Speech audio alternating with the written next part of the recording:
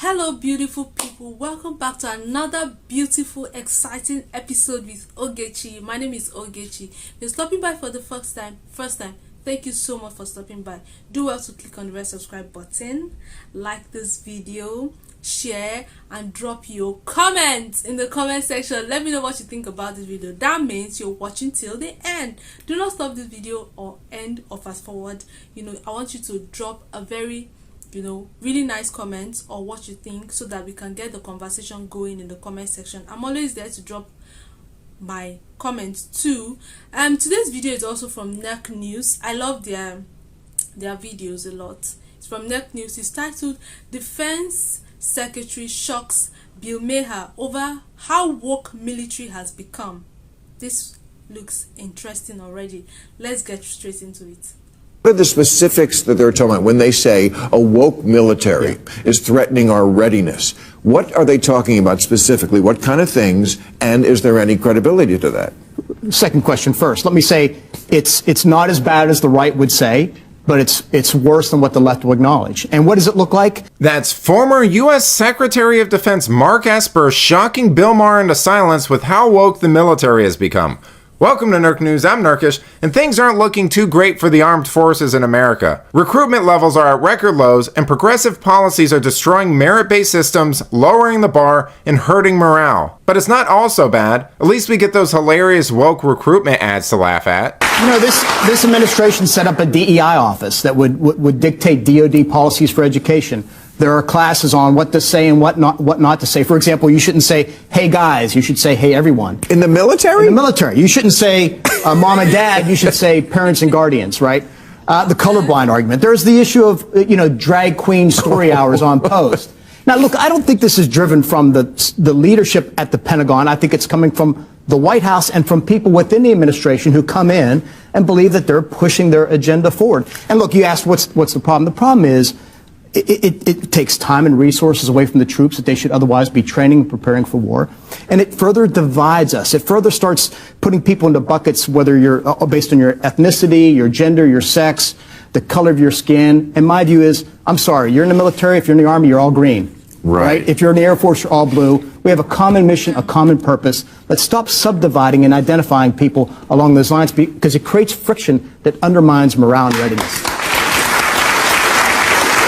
I salute that. Now, what he said isn't just applicable to the military, it's true for any organization that introduces this stuff. Because you're forcing people to take their eyes off the ball and creating a managerial class of busybody HR reps who will do nothing but meddle and find things to screw up so they can justify their useless make-work jobs. But don't worry, the US government hears your complaints and is working really hard to ensure that the armed forces remain an apolitical space that are accommodating to all Americans. Here's Representative Jim Banks questioning the Assistant Secretary of the Army for Manpower and Reserve Affairs about recruiting struggles. This poll, which we can all read, found that 73% of veterans believe that the U.S. military has become too political regarding race, gender, and sexuality.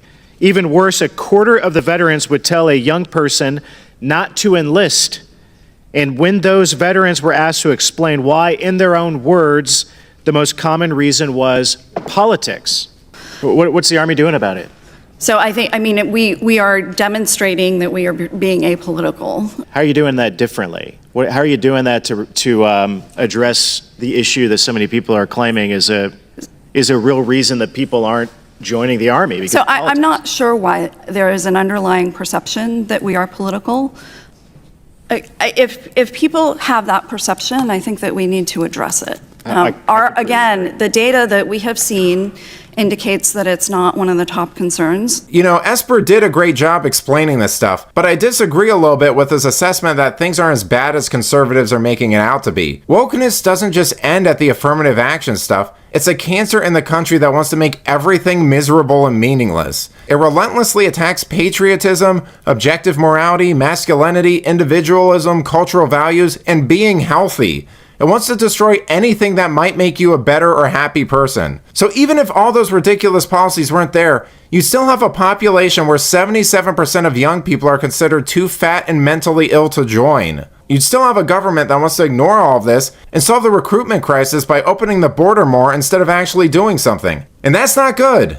But let me know what you think. Are you or anyone you know in the military? If so, is Esper's assessment accurate? Let me know in the comments, and if you enjoyed this video, please give it a like and subscribe to the channel. That stuff really does help us out. Until then, this has been Nerk News. Thanks for watching. Boy!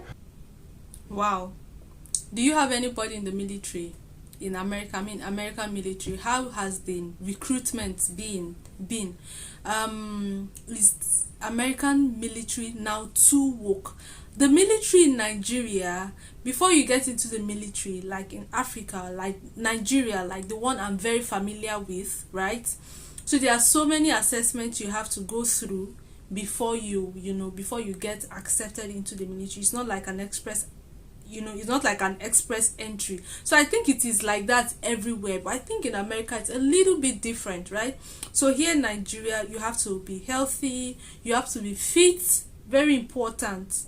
Yes, because if you're not fit, how will you be able to go through training? So it's not about putting anybody's the way anybody looks down. I don't think that's the purpose. The purpose is that so you're able to go through the training and you are fit enough to handle whatever that comes your way. So there is the health, there is the body structure, there's the a lot of things it's actually put into place before you actually now come for training. Now you have to be trained, and if you go through that training, then yes, you can then get accepted into the military. But I think the military in America is a little bit different, and I would really love to know what your take is on this. Is the military in America a little bit too woke? Do you have family or do you have friends? What is usually the conversation there? What is usually the criteria, the requirement to actually have an express entry? Or is it that there's an express entry? What is Nerkish actually talking about?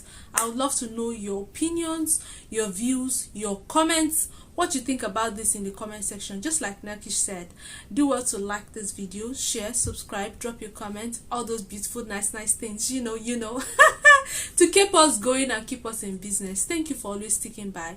Thank you for watching to this part of the video. I really appreciate it. I'll see you in my next episode. Bye bye.